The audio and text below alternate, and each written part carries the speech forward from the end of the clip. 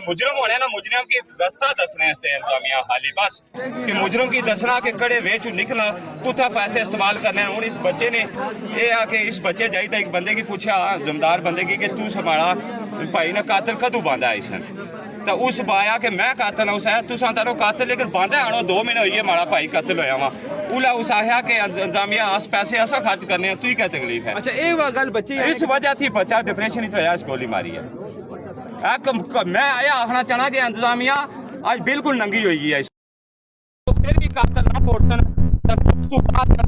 उस तो बाद उन्हें पता लग सी के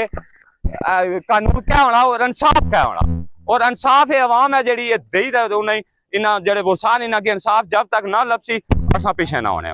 बस। काउंसलर भी है और इस ये जड़े केस होए पिछले जड़े वाकयात होए 2 वाकयात पिछले होए उन्हें अपने बार बार आहोजारी करी लोगों की ये अर्ज करी रहे सन इंतजामिया की अर्ज करी रहे सन कि खुदा रा इस मसले ना कोई हल कटो और इस जानब कोई तवज्जो नहीं दी गई और आज एक तीसरा वाकया हो गया तो इस वाकया पर उस किस्म की कोई तवज्जो नहीं दी जा रही हो सकना कि कोई चौथे वाकये ना 5वें वाकये ना इंतजार किया जा रहा है। जुल्फिकार साहब तुसा इस इलाके नी बड़ी आवाज हो एक्शन कमेटी ने भी तुसा इस इलाके ने समझो सरबराही पोस्ट पर हो तुसा ना क्या अगला लाए अमल है इंतजामिया ने जेडे इंक्वायरी या वो शक शबा की नजर आई रहे सर बिल्कुल इसने विच गफलत है इंतजामिया नी और बहुत बड़ी गफलत है। हुण भी वो आखने के बंदे तुसा नॉमिनेट करो ते जड़ा ना असा पर्चा कटने क्यों तुसा क्या 3 महीने काम किया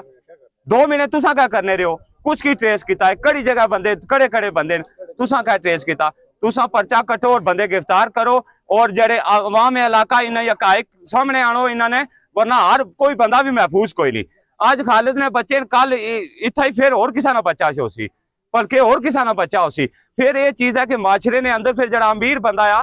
जरा जालिम है अमीर हुई तभी जालिम है वो ये सोच सी कि मैं मारी हो ना फलाने ना बंदा दा पैसे दे निकली जैसा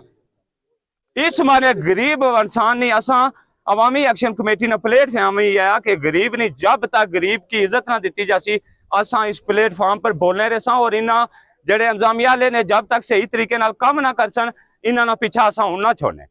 जुल्फिकार साहब क्या आने अगर इस मामला जरा पहला मामला फरियाद बाटल आया सी उस मामले पर कमीशन बनना वो मामला सही तरीके नाल साल हो जाना था फिर शाकिर और अतीक वाला मामला सामने नहीं सी इछना इसी क्या गफलत है क्यों इंतजामिया जरा है जदों कोई इस तरह नहीं बड़ी ताकत सामने इछनी सारी इंतजामिया बेबस क्यों नजर इछनी सर इतना ना निजाम ही सारा जरा ना सियासी तौर पर ही ना कवर किया हुआ कोई थाना कोई कचहरी कोई किसी जगह भी बगैर मिले तुसा ना जरा